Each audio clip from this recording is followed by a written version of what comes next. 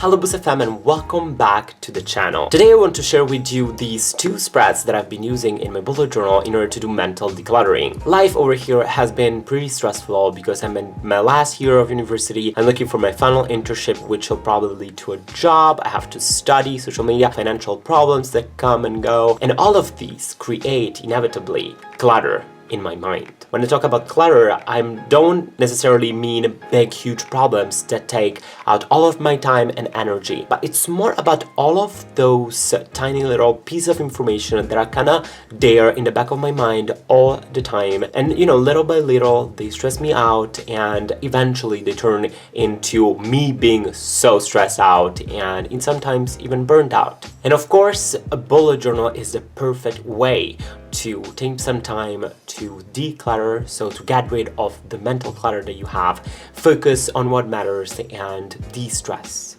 and move on from there. So the very first page that I want to show is something that probably a lot of you do already, but it's brain dumps. A brain dump page is basically a page that you use in order to put on paper everything that's going through your mind. All the information, tasks that you have to do, projects, anything that you can think of, you want to put it in your brain dump. Now, something that I used to do in my other journals was to do brain dumps whenever I was feeling very stressed out. So at first I didn't feel like I needed to do brain dumps, but then little by little I got to a point where I felt like all that clutter was taking up so much in my mind that I had to put it in paper. But now what I decided to do in this new journal is to actually plan on doing weekly brain dumps. That's why I have included in my monthly pages brain dump pages. If you have a look, for example, at the month of October, I had set up these pages in advance and I planned on doing brain dumps on every Sunday.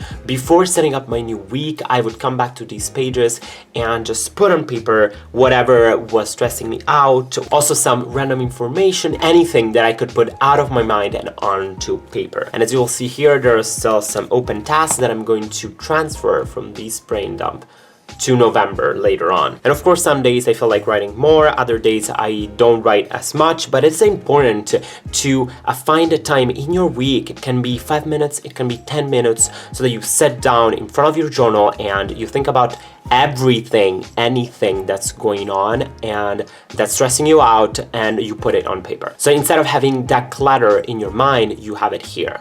And if you need to cross it, you can cross it here. You cannot cross it in your mind. So the first big advice is to plan weekly to do brain dumps.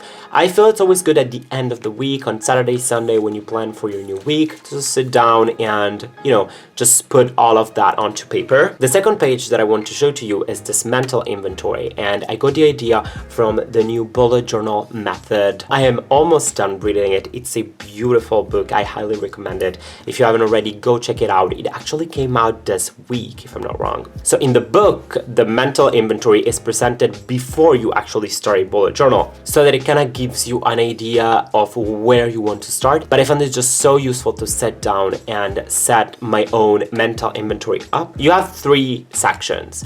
One for all the things that you're currently working on, one for all those things that you should be working on, and one for things that you want to be working on. And the exercise of asking myself about these 3 different things had me realize so much that there is a bunch of things that I should be working on that I don't spend time on. So especially this section here helped me a lot doing mental decluttering, in a sense that now I'm more conscious of what I really have to work on that I don't do, as well as the things that I want to work on but that I don't because I'm too busy, or probably because I'm not prioritizing my time and energy as well as I should. I did this in October and I do plan on doing one probably in December or January. I feel that a good way to go with a spread is to do one probably every 2 months, 3 months, or maybe even each month if you feel like it. These 2 pages have helped me a lot at guiding me through how I want to organize my life and what I want to be spending time and energy on. A final page that you can use in order to do mental decluttering is this no drama page. I'm not showing you what I wrote here because it's personal information that I don't feel like sharing on the internet, but I come to these pages whenever I feel particularly stressed. And sometimes it's not even even something big that happened that day.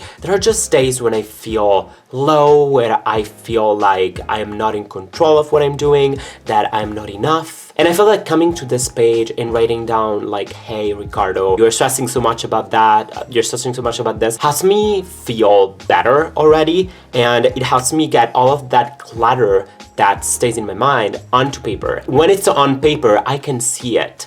And if I can see it, I can work on it.